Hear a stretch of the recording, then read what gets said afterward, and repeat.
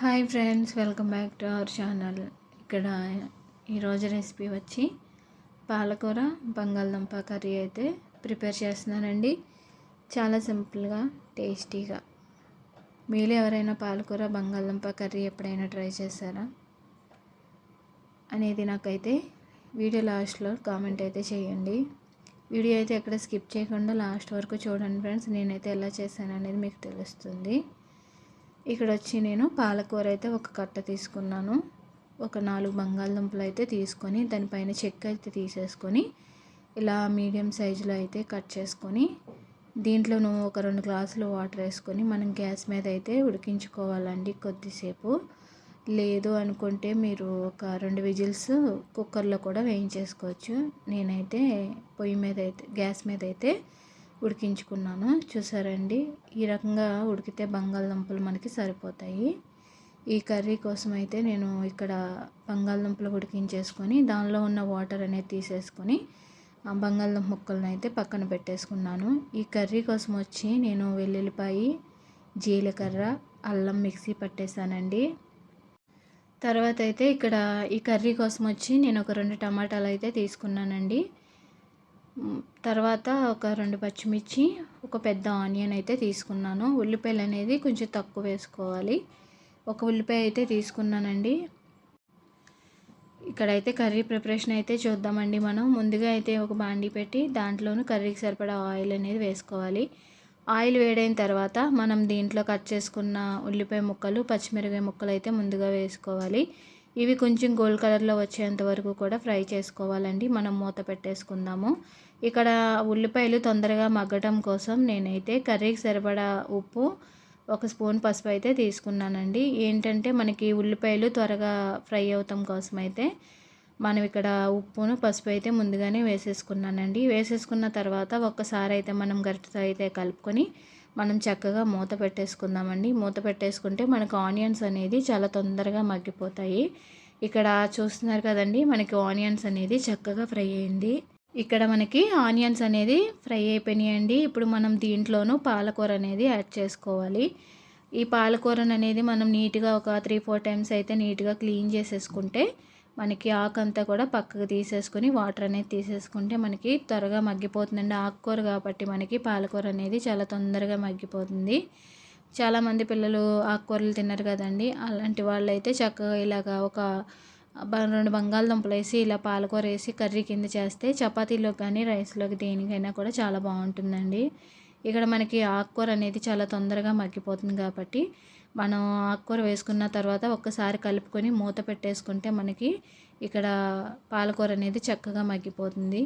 పాలకూర మగ్గిపోయిన తర్వాత మనం దీంట్లోనూ కట్ చేసుకున్న 2 టమాటా ముక్కలను అయితే వేసేసుకోవాలి. ఇక్కడ నేను టమాటాని కట్ చేసుకున్నాను. లేదు అనుకుంటే మీరు మిక్సీ పట్టుకొని దాని పేస్ట్ని కూడా వేసుకోవచ్చు, ఇంకా తొందరగా అయిపోతుంది. కానీ ఇక్కడ నేను టమాటా ముక్కల్ని కట్ చేసుకొని అయితే వేసుకున్నాను. ఈ టమాటా కూడా తొందరగా మగ్గిపోతుందండి. మనకి మీడియం సైజులో పెట్టుకుంటే మనకి టమాటా అనేది చాలా తొందరగా మగ్గిపోతుంది. ఇక్కడ మగ్గిన తర్వాత మనం దీంట్లోనూ వెల్లుల్లిపాయి, జీలకర్ర, అల్లం మిక్సీ పట్టేశాను కదండి, ఆ పేస్ట్ కూడా దీంట్లో వేసేసుకున్నాను.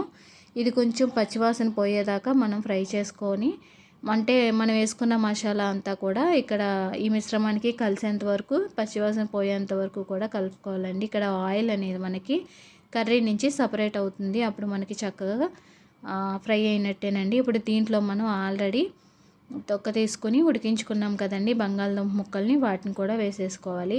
వీటిని ఆల్రెడీ మనం ఉడికించుకున్న ముక్కలే కాబట్టి మనకి ఎక్కువసేపు మనం ఆయిల్లో ఫ్రై చేయాల్సిన అవసరం అయితే లేదండి. ఒక్కసారి మనకి ఈ పాలకూర, టమాటా, ఉల్లిపాయ, మనం వేసిన అల్లం వెల్లుల్లి పేస్ట్ అంతా కూడా ఈ బంగాళదుంప ముక్కలకి బాగా కలిసేంత వరకు ఒక 2 మినిట్ లేదా 1 మినిట్ అయితే ఉంచుకోవాలండి. మనం మూత పెట్టేసుకోవాలి. ఇక్కడ బంగాళదుంప ముక్కల్ని వేసేసుకున్న తర్వాత కలిపేసుకొని మనం మూత పెట్టేసుకుంటే మనకి కొంచెం చక్కగా మగ్గిపోతాయండి. తర్వాత దీంట్లో నేను ఒక 2 స్పూన్ల దాకా కారము, 1 స్పూన్ ధనియాల పొడి అయితే వేసుకున్నాను. కావాలంటే మీరు జీలకర్ర పొడి కూడా వేసుకోవచ్చు. నేను ఆల్రెడీ జీలకర్ర, వెల్లుల్లిపాయ, అల్లం నేను మిక్సీ పట్టేశాను కాబట్టి నేనైతే ఇంకా జీలకర్ర పొడి అయితే వేయలేదండి. కారము, ధనియాల పొడి అయితే తీసుకున్నాను. వాటిని వేసేసిన తర్వాత ఒకసారి మొత్తం అంతా కూడా కర్రీకి బాగా కలిసేంత వరకు కూడా కలుపుకోవాలండి. ఈ కర్రీకి అంతా కూడా బాగా కలిసేంత వరకు కూడా మనం కలుపుకోవాలండి. మనం ఒక్కసారి మూత పెట్టేసుకుంటే మనం వేసిన కారం ధనియాల పొడి అంతా కూడా కూరకి చక్కగా కలుస్తుంది. ఇక్కడ మనకి కలిసిన తర్వాత దీంట్లో నేను ఒక గ్లాసున్నర అయితే వాటర్ వేసుకున్నాను. మనం ఆల్రెడీ బంగాళదుంప ముక్కల్ని ఉడికించేసుకున్నాం కాబట్టి తొందరగానే కర్రీ అనేది మనకి ప్రిపేర్ అయిపోతుందండి. ఇక్కడ నేను ఒక గ్లాసున్నర దాకా వాటర్ వేసుకున్నాను. వాటర్ వేసుకున్న తర్వాత ఒక్కసారి మొత్తం ఈ కర్రీకి అంతా కూడా కలిసేంత వరకు కూడా కలుపుకోవాలండి. వాటర్ అనేది కలిసిన తర్వాత మనం ఒక్కసారి అయితే మూత పెట్టేసుకొని మీడియం సైజ్ లేదా హై ఫ్లేమ్లో కానీ సిమ్లీలో కానీ మీడియం సైజులో కానీ సిమ్లీలో కానీ మనం పెట్టుకొని కర్రీ వండితే మనకి పర్ఫెక్ట్గా వస్తుందండి కర్రీ అనేది. ఇక్కడ చూస్తున్నారు కదండి, ఇంకా కొంచెం ఉడకాల్సి ఉంది. మనకు కొంచెం వాటర్ లాగా ఉందండి.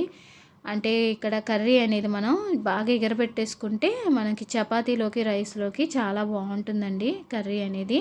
ఇంకొంచెం ఉడకాలి మనకి, అంటే ఇంకొక 3 మినిట్స్ లేదా 5 మినిట్స్ అయితే పడుతుందండి. మనం మూత పెట్టేసుకుంటే మనకి తొందరగా అయిపోతుంది కర్రీ అనేది. ఇక్కడ చూస్తున్నారు కదండి మీరు, ఫైనలీ కర్రీ అనేది చక్కగా అయిపోయింది. గ్రేవీ తోటి చాలా బాగా వచ్చిందండి. పాలకూర బంగాళదుంప చక్కగా మంచి హెల్దీ అండి. అంటే చాలామంది పిల్లలు ఆకుకూరలు తినరు కదండి. అలాంటప్పుడు మనం కర్రీ కనుక ఇలా చేసి ప్రిపేర్ చేస్తే వాళ్ళకి లంచ్ బాక్స్లో కానీ ఆఫ్టర్నూన్ చపాతీ చేసి పెడితే చాలా బాగుంటుందండి. ఇలా పాలకూర బంగాళదుంప కర్రీ అయితే ఎంతమంది అయితే ట్రై చేశారో నాకైతే ఖచ్చితంగా అయితే కామెంట్ చేయండి ఫ్రెండ్స్. నేను చేసిన ఈ పాలకూర బంగాళదుంప కర్రీ అయితే ఎలా ఉందో కామెంట్ చేయండి, లైక్ చేయండి, షేర్ చేయండి, మన ఛానల్ని అయితే సపోర్ట్ చేయండి. Thanks for watching. Bye friends.